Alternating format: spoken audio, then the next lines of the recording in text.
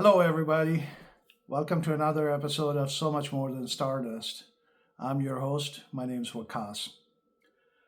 As you folks know, I started this project because I wanted to talk to people who had interesting stories to tell.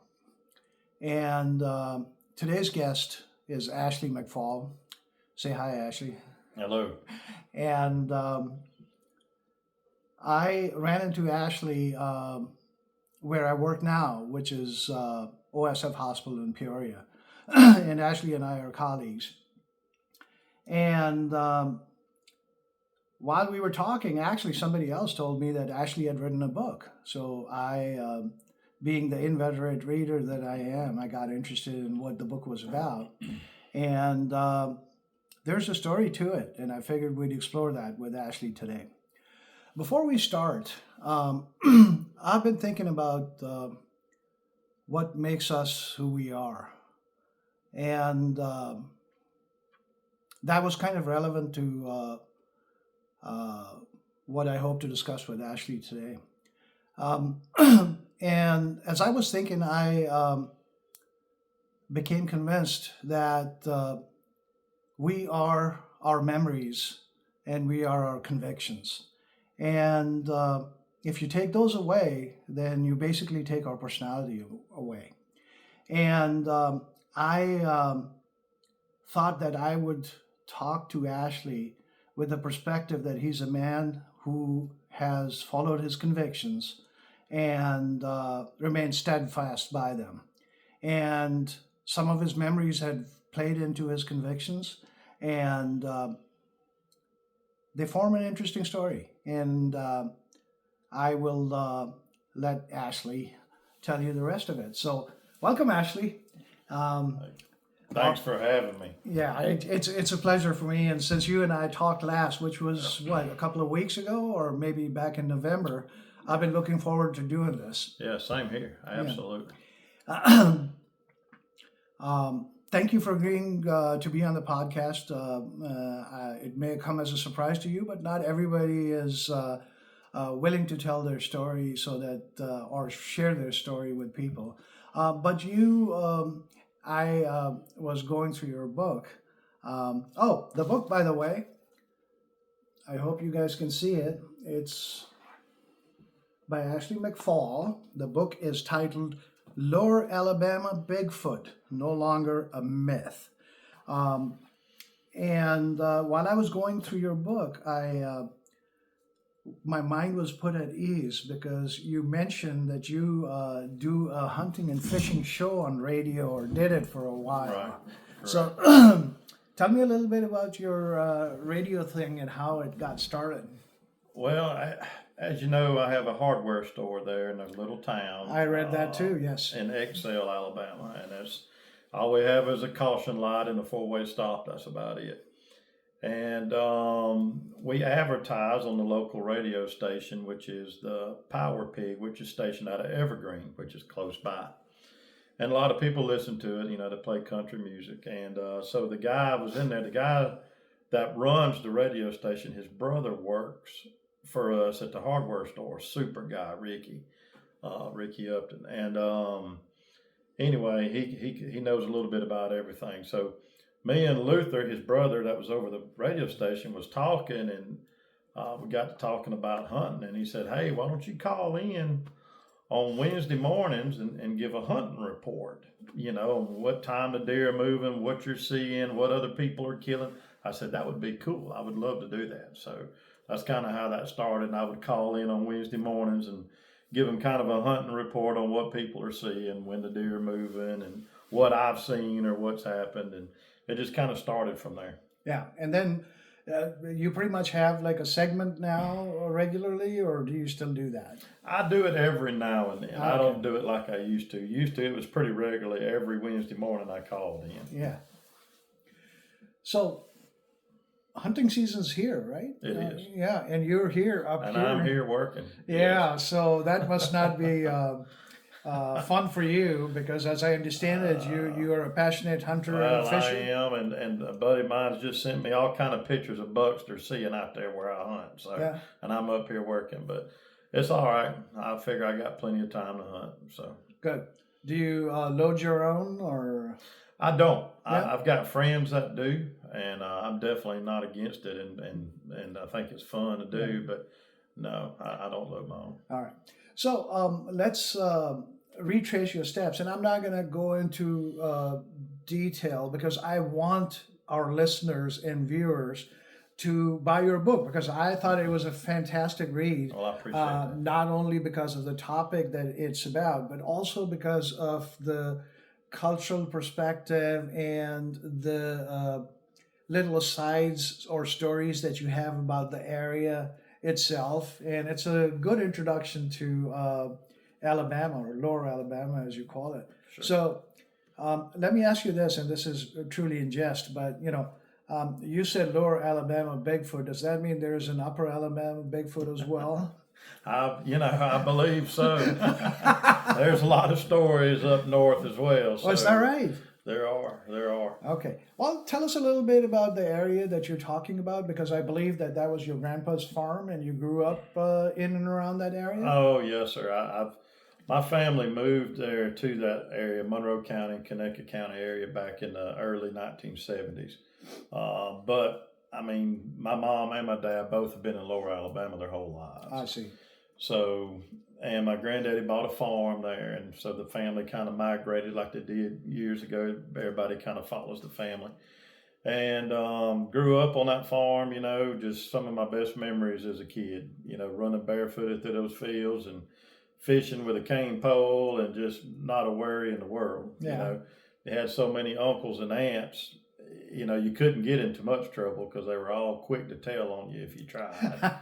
So it was a lot of fun, and the whole county's like that. Both counties still. It's a lot of farmers, farmland. If you don't like to hunt or fish or don't farm or pulp mill is big in that area. Other than that, there's just not a lot there. So if there's a paper mill, there must be a logging industry around Big time, somewhere? Yeah. big time. It's not as big as it used to be, but that's where they got most of their probably money and their workers. Besides Vanity Fair used to be down there years ago. Right, I heard about that. Right. Oh, well, I read in your book Right, about that. and then they moved off to Mexico, and then that hurt. And then Conecuh sausage, if you eat Conecuh sausage, or if you I can have get not. it up here. Well, now I want to because you described Well, it. I'll tell you what, next time I come, I'll make sure I bring some for you, or I'll ship it to Yeah. you. It's really good stuff. Yeah. So, and that's just right down the road as well. So it's very quaint. Everybody pretty much knows everybody. Everybody's pretty much kin to everybody. So you can't talk about many folks down there. Yeah. And, I wouldn't want to be anywhere else. I love it. It's a great place to raise kids. I was down in northern Alabama and Georgia not so long ago. We were riding dirt bikes down there. And I truly believe, I was born and raised in the city, but we used to go back to the mountains a whole lot. Right. And I was looking at the country that we were driving through, and I was like, this would not be a bad place to retire because it's pretty down there. Yes, sir. Yeah. Yes, sir. So, since your story, or the story of your book, or the subject of your book, sort of starts in the woods down there, at least your personal experience does. Before that, would you describe the woods to us a little bit? The kind of trees there are, and There's a lot of different oak trees. I think we have over 7 or 8 different native oaks just in Monroe County, which is unusual. Most places don't have that many natural oak trees. It's big hardwood bottoms, lots of swamps, lots of sloughs, creeks, lots of water there, and a lot of pine trees because of the logging industry over the years. So a lot of pine plantations and stuff like that. So you can get a little bit of, the good thing about that area is really you can have just about any kind of environment you want. If you want a hardwood bottom to hunt, you've got that. You want a swamp, clear cut, pine plantation. Fortunately, the places that I hunt and lease, has a little bit of all of it. So it's a good mixture.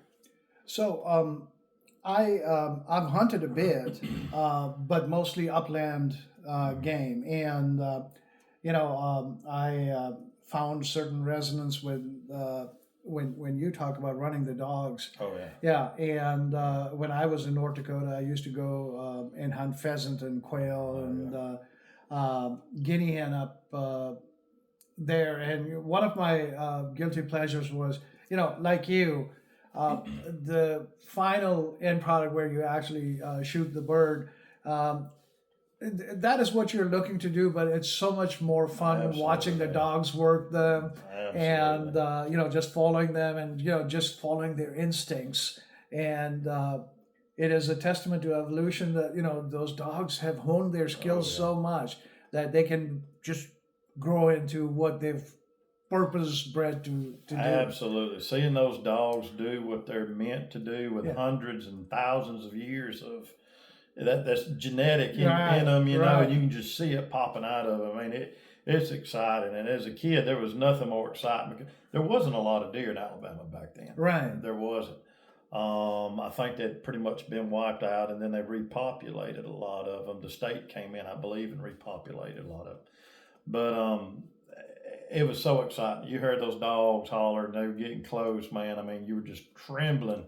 Yeah. New With the and excitement, oh, yeah. absolutely. Yeah. And even today, I raised Catahoula dogs, Oh, nice. and I hog hunt. Yeah. I've got my hog hunting dogs that we hog hunt and run the dogs, and then I've got my Catahoulas, that blood trail for people, and I've already located a couple of deer this year with them, and I'd rather do that than hunt anymore. Almost, just let the dogs work and find a deer that somebody else has shot. To me is just as satisfying. So can you use a high velocity rifle to shoot deer down in Alabama? You can. You can. Okay, because in Illinois, you got to use Right. buckshot and you got to use a shotgun That's right. for it. So I was telling you about my Sitka and my Weatherby, and I sold them both when I knew that I was moving back to Illinois because I knew I wouldn't have any use for it. So I wish I'd have known you then.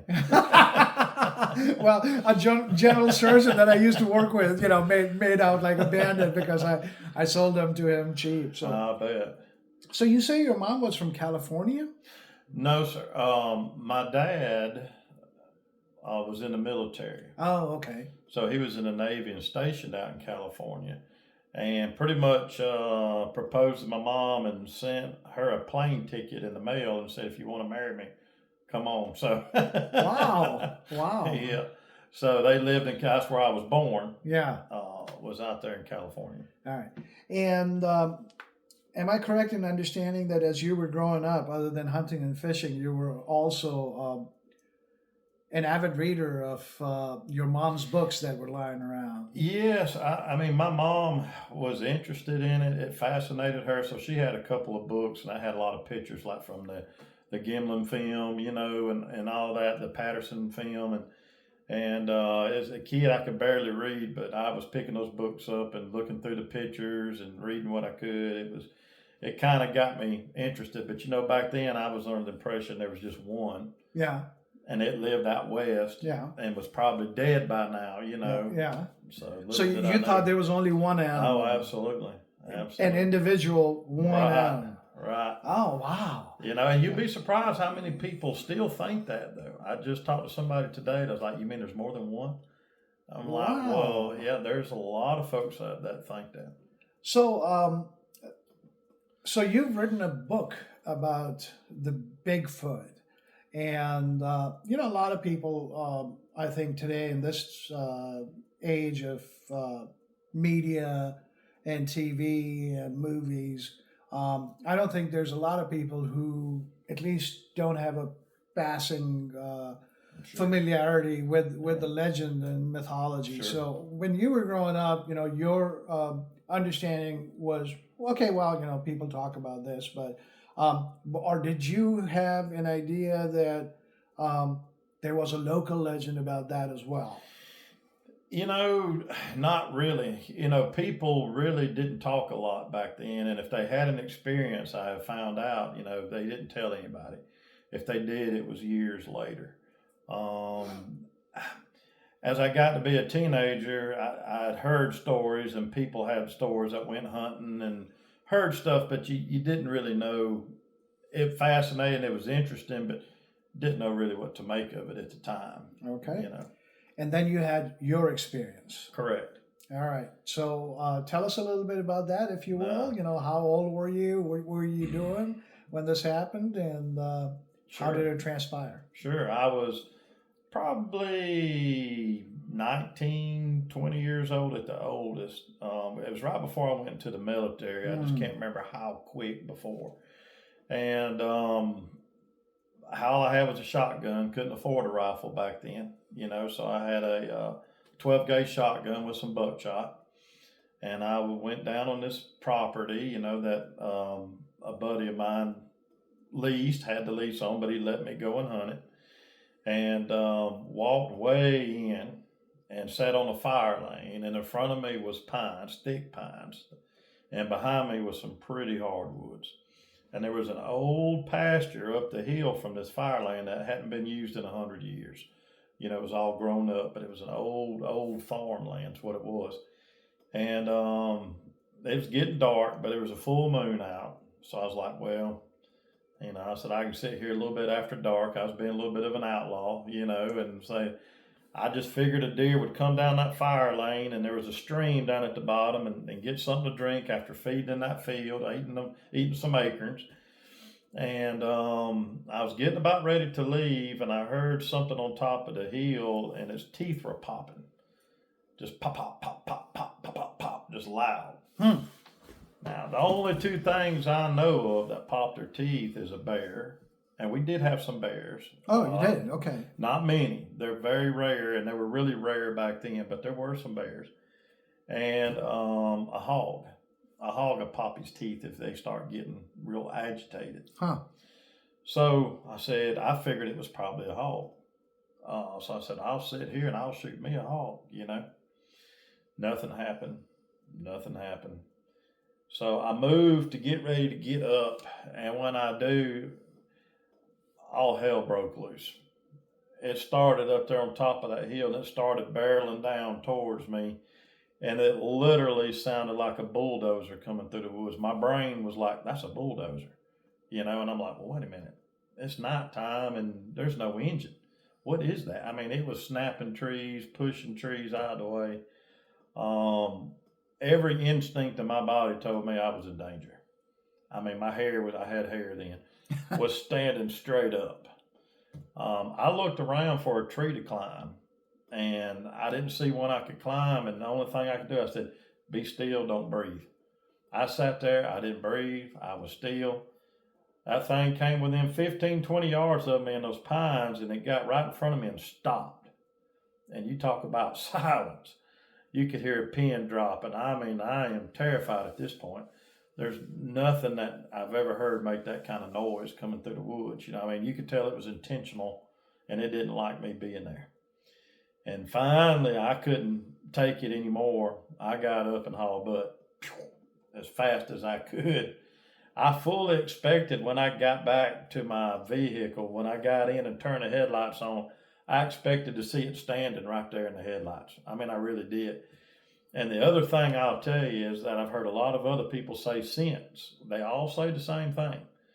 They'll say it sounds like a bulldozer coming through the woods. I mean, those were their words as well. And they all said the gun didn't feel like it was nearly big enough. I had a feeling if I'd have shot that thing with that 12 gauge and that buckshot, it would have done nothing but make it mad. Yeah. That I'd have been a dead man. So I was curious about this. I have read and heard other accounts where people describe a certain kind of musky smell. Did you experience any of that? I did not experience the smell. I know a lot of people that have smelled that. I think I've only smelled it once that I talked about in the book. But I know tons of people that have said they smell. When you smell it, you won't forget it. And when you were playing possum, so to speak, and just staying there in your holler real still, could you hear? it breathing? I mean, did you get the feeling? I mean, other than the fact that this was something big, powerful, and scary, did you get any feeling about whether this was an animal or, was there an evil intent on its part? Was it looking for you, or was it just going about its?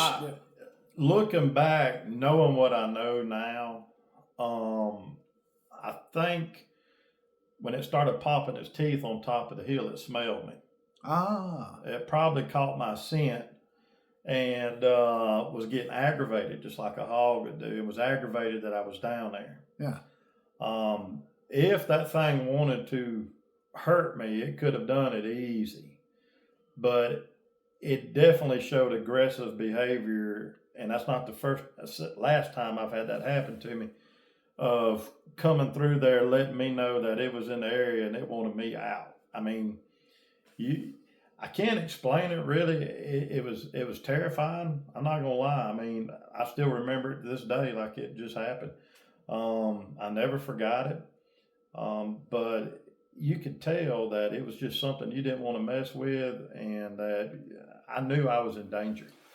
So, just based on the interaction and how you describe it, it's almost that of a dominant male in its territory, Right? And basically sensing an intruder or what have you.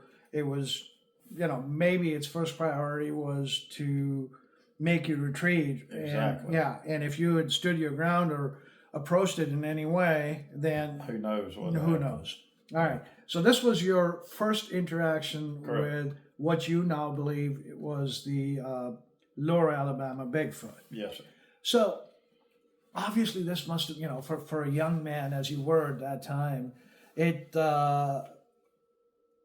was, you were scared, and the encounter itself was traumatic in a way because you were not expecting it, and it was something that happened out of the blue. So how did you deal with it? What was your response? You obviously drove home, and then did you tell your family, other friends? I told people later, years later, but not right then. I may have told my uncle, because me and him always hunted together. We're like brothers, right? And I'm sure I probably told him, but I didn't go back to that area.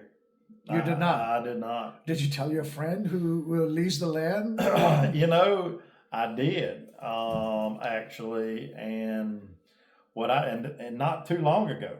I mean, maybe 10 years ago, told him, and he was drinking a lot of beer, and he kind of got quiet, and he said, "Where were you at?"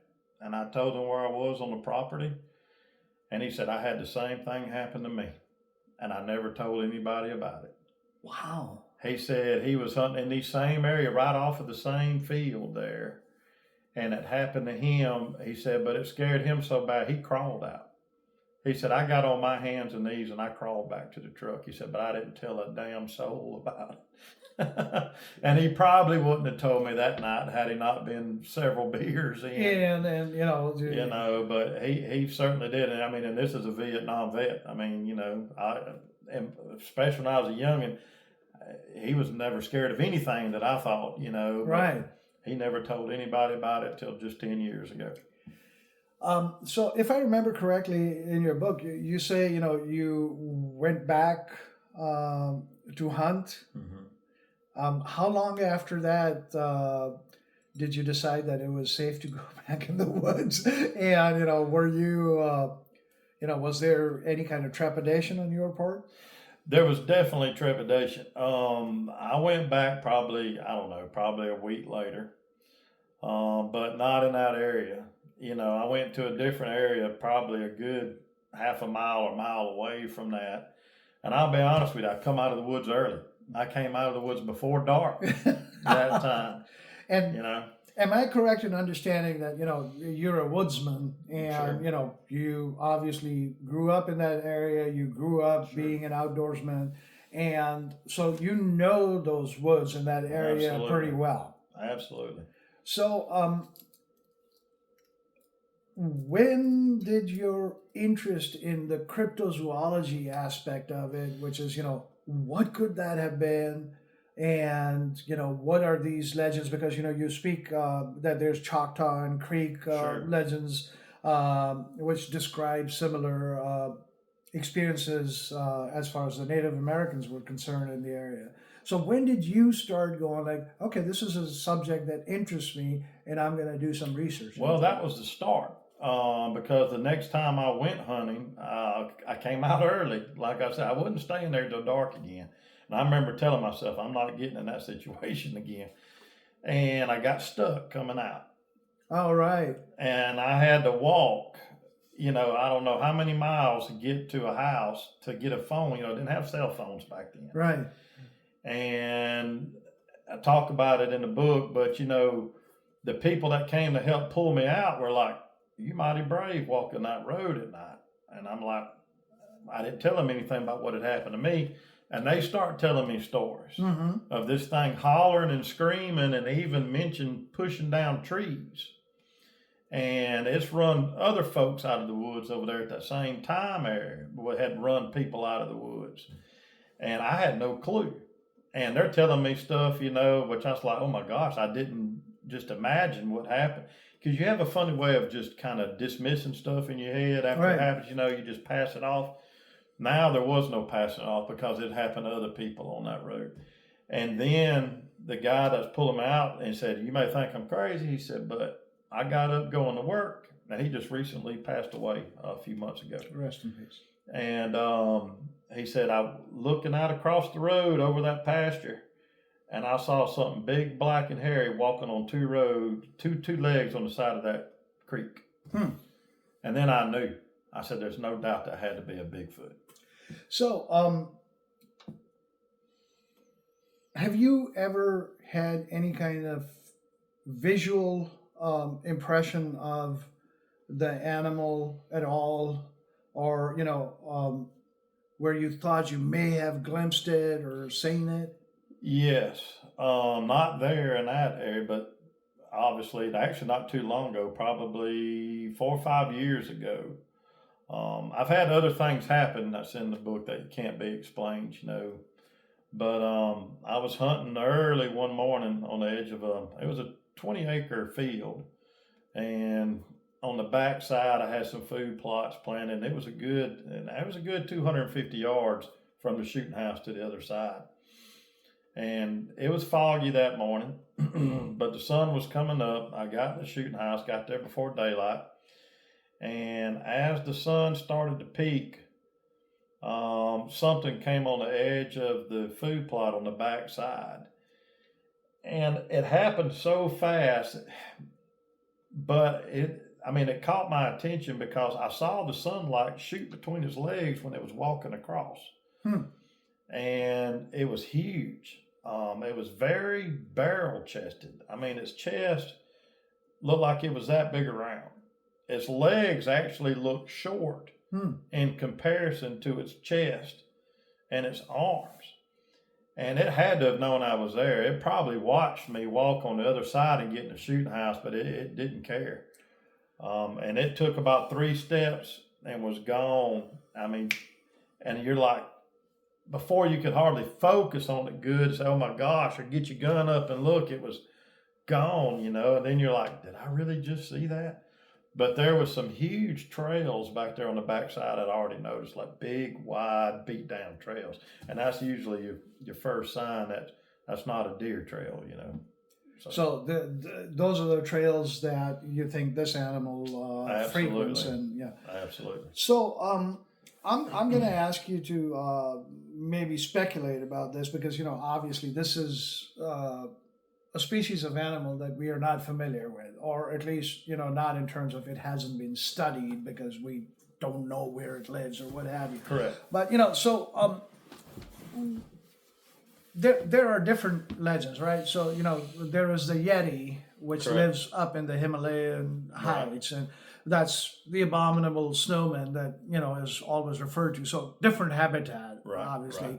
Right. But very similar experiences of people when they come interact with it. So the animal obviously has somehow learned to coexist with human beings without trespassing on their. Although in your book you mentioned something about uh, it mutilating animals, or at least stealing yearling calves and so on and so forth, just by throwing them over Oh their yeah, shoulder, and sure. so it is a predator, Mhm. but it doesn't compete with human beings as far as its habitat is concerned. But we encroaching on its habitat, do you think? Oh, I think there's no doubt that we are. Now, this is just my opinion. There are no experts on this, and All right. anybody that says anything is it's a mere hypothesis Yeah. or a theory. There's Right. any one's just as good as the other. But I personally believe that these things um, probably were very competitive with humans back hundreds of years ago. There's all kind of stories out there of humans fighting these things, going to war with them. Indians, a lot of the Indians, some of the Indians respected them and treated them almost as gods, almost. And then some of them looked at them as just pure evil and didn't want nothing to do with them. But they all respected them and stayed away from them. But I think these things are smart enough to know now, as technology has grown, that humans pose a huge threat to them, and they have learned that you don't mess with a lot of humans, you don't mess with a lot of their food or their livestock. Um, that's just my personal beliefs, because they know that humans will band together and go out there and hunt them down. Yeah. I mean, that's happened over and over and over. I talked with a guy not too long ago that back in the 70s, these things were killing this farmer's cows up there, and he helped farm. Right. It's not in the book, but it's one of the best stories Okay. I've ever heard. And I mean, this thing, they were finding all kind of calves just mutilated and eaten and half eaten, and they thought it was a panther or a bear, so they went and got a bunch of dogs out of Tennessee to come down there and find it. And they, I think he said it was on a Saturday. All the dogs were there. Got out there at daylight, and he said he was out on the pasture with this other guy in the truck, and he said, and I saw the cows backing up. And he said right there in front of him is this pond, but this pond has grown up with a lot of trees around. He said, whatever that thing is, it's in there by that pond. He said, stop the truck. So he jumped out of the truck, grabbed some buckshot out of his pocket, started feeding his shotgun, runs in there. He said, I fished in this pond many times. He said, when I got to it, he said, there's a log there on the edge of the pond. He said, this thing was sitting on this log. He said, when I got to it, it stood up on me. He said, I had no clue what that thing was. He said, and I unloaded on it like 2 or 3 times with buckshot. He said, that thing took off through the woods, just took off. Didn't take long, the dogs got on it. He called them and radio C-beat him. Was like, hey, I shot whatever it was. He said, he's running after it, loading that shotgun up. He said, pretty soon the dogs come from behind him, get ahead of him. He said it didn't take long. He heard dogs start to hollering, whining, wailing, hollering. They treat the thing. Yeah. Or something. He said it sounded like something was killing those dogs. Oh, really? Wow. Okay. He said a few seconds later, so he stopped. He said, whoa, I better stop. He said, that don't sound good. He said, every one of them dogs, there was about 15 of them, start running straight back at him. Tails between the legs, some of them bloody, some of them covered in poop and everything else. Went back, and the guys were so embarrassed, they loaded up their dogs, went back to Tennessee. He said nobody ever spoke of it. He said nobody talked about it again. He said, but he said the mutilation on the cows stopped. Huh. He said it never did come back after the cows. So, you think this is a primate, right? I do. I personally do. And you think it's smarter than, let's say, a chimpanzee? Yeah. I mean, I do. I think it's very intelligent. I had a Marine that had these things. That he's in the book, that retired gunnery sergeant. And he said these were the ultimate survivalists. He said they have learned as man went more towards technology, these things went more towards survival, and they are the ultimate survivalists. But yes, I do think they are very intelligent. They're not going to hotwire your car, Right. and drive off. But when it comes to surviving and learning, they definitely, like I said, I think they've learned to kind of stay away from people and humans for the most part. And one of the things that I was thinking about, as I was reading your book was, it is interesting that we have so much photographic and film data about species and animals in the wild, etc. And you know this better than I do. But hunters, when they hunt a certain area, they put up cameras and Sure. stuff so they understand, what the pattern of the prey is and, how it's moving, et cetera, et cetera. So do you find it odd that nobody's ever caught, any of them on their field cameras or anything like that? Or do you think that's a testament to their intelligence and evasion tactics? Both. First of all, there are some camera. I have a picture on my phone of a kid who set out a game camera about a mile from where I live now, and have got a good picture of one about 6 foot tall in the middle of the day. So, and I can show that to you, when I get ready to leave. But what a lot of people don't understand is these infrared cameras throw out that infrared light, right? Animals can see that. We can't see it, but animals can. I mean, I've got all kind of pictures of deer coming right up to the camera and looking at the camera. You want to scare a buck off, I always say throw a camera out in the middle of the woods on a good buck trail. You'll get one picture of that buck and you may not get another one. They can see that stuff. And the GCBRO used to tell folks, if these things were attacking your house, get you a game camera and point it towards the house. It'll light the house up and it'll keep them away. And there was people that actually said it worked. So I think they see it. I think they know it's man-made. It's something and they don't want to come in it. They don't want to get in the light. Now, I have had some pictures of just fur and hair and my camera turned around on the other side of the tree. I mean, I don't know an animal down there that could do that. Maybe a coon if it was just playing around, but there are some pictures, but I do think for the most part they stay away from the cameras. And they are nocturnal animals. For the most part. You think they're carnivores, or do you think they're like us, they're omnivores? I think they're omnivores, no doubt. I think they have to be. And do you, and I know this would just be a guesstimate, but, based on the fact that over the years there have been sightings, and let's say, their lifespan is that of an undoctored human being, you think that there has to be a population, right? That lives rather than an individual. Absolutely. I think there are several family populace with these things. I think there's a huge population of them. And I know that sounds hard to believe, and it's hard for me to believe and even say it. But if you've talked to all the people that I've talked to and all the eyewitnesses, now you can throw some of them out, throw half of them out if you want to. But, I mean, it's got to be different groups, You'll talk to somebody here that saw one, and then 20 miles over here, they've seen one, and 20 miles over here, there's got to be a pretty good population of them. Now, I don't know if they migrate. I don't know if they travel. I don't know how that works, but it does seem like they stay to a lot of their same haunts, I'll call it.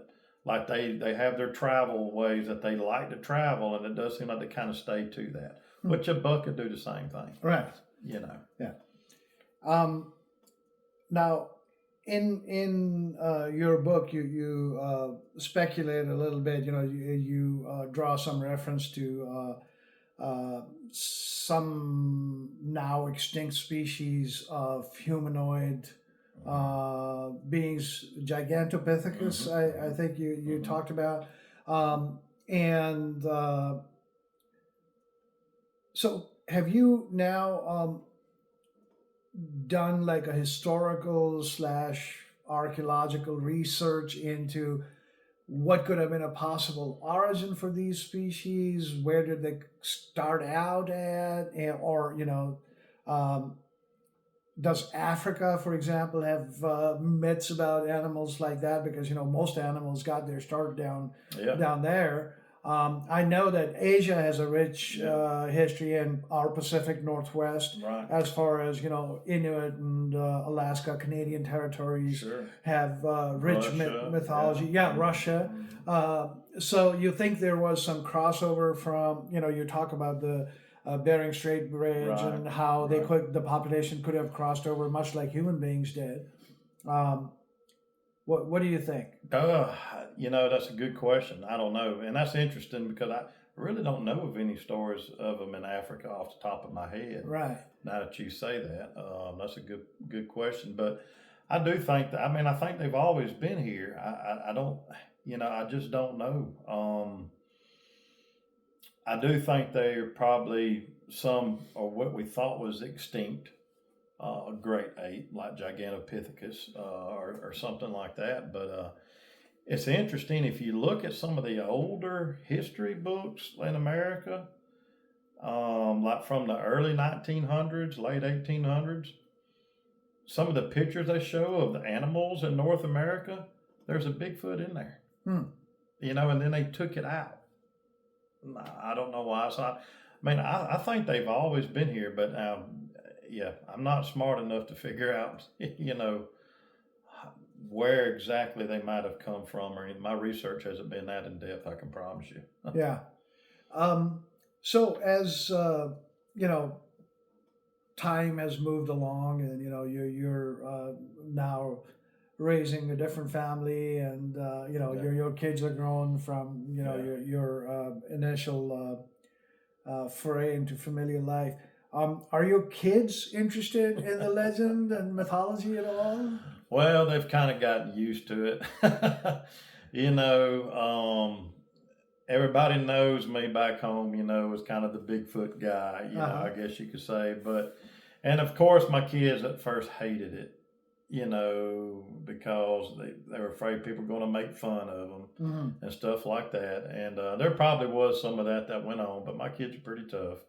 And now they just, they're good with it and laugh about it. And we talk and pick at each other about it. Now, of course, my oldest boy is a definite believer, and and they all believe, but they're not quite as open about it as I am, I guess you could say. So your kids and all of your family is pretty much down there in the area still? Correct. Yeah. And what would be, because this has been, a lifelong interest of yours. It has. You have talked about it to people. And again, I'm not going over all the individual stories that I read because I want people to buy your book. Sure. I bought your book off of Amazon. Is that the only outlet where people can get your book if they... No, they can get it off of Amazon, or they can go to authorhouse.com and get it. Or, if they want to message me on Facebook, I'm easy to find, and send me a message, and I'll autograph one and mail it to them. Fantastic. So don't let me forget to get my copy autographed by you as well. So the reason I was asking you that was because, first of all, thank you for taking the time to write your experiences down, because that's a great way of sharing what has led to your conviction of, hey, there is something there. We don't know what it is, right, but there's a possibility that it is a crypto species. There's a possibility that it may be harmful if approached. So, be warned. Absolutely. Yeah.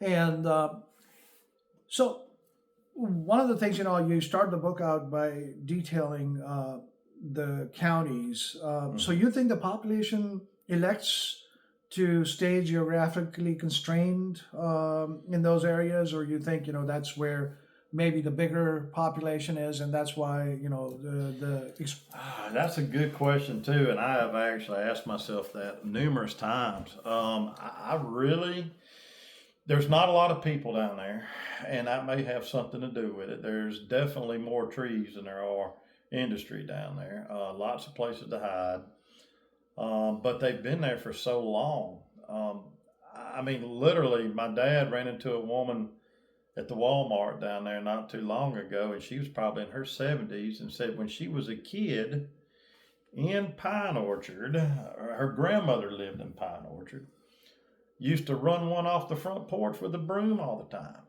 and a shotgun, kept a shotgun in the closet, and would go out there screaming and yelling at it to get off the porch. She says she remembers that just as plain as day when she was a kid. Now, not many things were populated back then, so I mean, I don't know. It seemed like they just always kind of been there in that area. I don't know why, I mean, I don't know what it is about it. I mean, we have a lot of water sources there, but not like some of the other places. So that's a good question. I really wish I had an answer to that, but I don't. so this lifetime of, sort of a quest, as it has been for you. Do you? So, a little bit of, my perspective. I'm a believer in mysteries Hmm. in life, right? And Right. one of the things. I mean, I like you. I am scientifically trained. Oh, by the way, thank you for your service. I know that you uh, were in the Marines and served in Desert Storm, was it? Somalia. Somalia. Yeah, went in during Desert Storm. Yeah, Yeah. and Rwanda as well, Right. because I've been Correct. down in Rwanda. Oh, really? I rode dirt bikes down there. Yeah, not so long ago. But so where was I going with this? So would it? So I think that human beings need mystery in their lives, Hmm. and one of the um, aspects of today's life is that almost everything needs to be explained, right? We look Right. at our kids and, you ask them anything and, they're on their phone and That's they're right. Googling it or, they're asking Quora Sure. or what Sure. have you. Sure. And so when I hear about stories like this, and there's, so many myths and legends that have been passed down from Hmm. generation to generation that have never been satisfactorily explained, right? Right. People say, okay, it could be this, it could be that, but we don't know that. And that's why the legends and the Right. myths persevere That's right. because they've never been solved, right? Correct.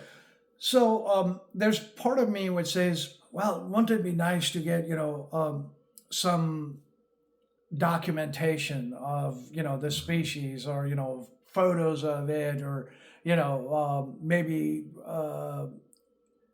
pictures of where it has its abode, does it live in caves, does it live in Right. mines, how does it survive, etc.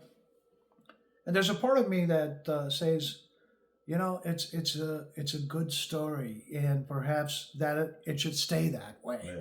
So what is your feeling about Mm. that? And I mean, like, would it be more satisfying for you if you were out and you had a long distance camera and you were able to get footage of it and prove it once and for all Uh, that okay, this is what I saw and this is what lives down there? Or do you find more satisfaction in the fact that there are still creatures that live among us that yeah. we don't know much about? I definitely find satisfaction in that. If you'd have asked me that question 10 years ago, it would have probably been different than today. It's kind of evolved. 10 years ago, it's like, I want answers. I don't care if it's a body on the ground. I don't care what it is. I want answers, especially that I'm not crazy. Since then, and talking with the folks I have and all the stories I have and all my experiences, no. Now it's like I'm like you. I'm kind of glad if there was one out there that was captured or shot or whatever, I think I'd be a little sad, you know, because it'd be like, well, it's not a mystery anymore, you know. I think I would be too. I echo your sentiment, and I think that, every time that, they've gotten fur from the mountains in Tibet or Nepal, and they've sent it in for DNA analysis, and nothing's ever been proven conclusively. It comes back unknown primate. Right. You know? And and I think to myself, whenever I hear those reports, I go like, good, the legend lives on, and perhaps that may be the best thing to happen to some of these stories that we carry with us, where we don't really know. And all of us, I grew in a completely different part of the world, and there were similar stories. And it's not only just cryptozoology. There are other areas. Aliens and UFOs are big right now. Before we started doing the technology thing, magic and witchery and so on and so forth was looked at and all. And I think that mysteries such as these help to nourish and nurture our imagination. And even if we are not fascinated by what is, we may harbor a fascination for what might be. Exactly. And, that is not a bad place to be, because it is fertile ground for stories. And, well, thank you very much for coming on the show and sharing your experiences with us. Again, I encourage the listeners and the viewers to look up Alabama Bigfoot, No Longer a Myth, by Ashley McPhaul. And that last name is spelled McPhaul. And hopefully you find that entertaining, and you found this conversation as interesting as I did. Thanks again for being on the podcast. Thank you, I appreciate Dr. Khan. it. No, this has been my pleasure. It's been mine too. Absolutely.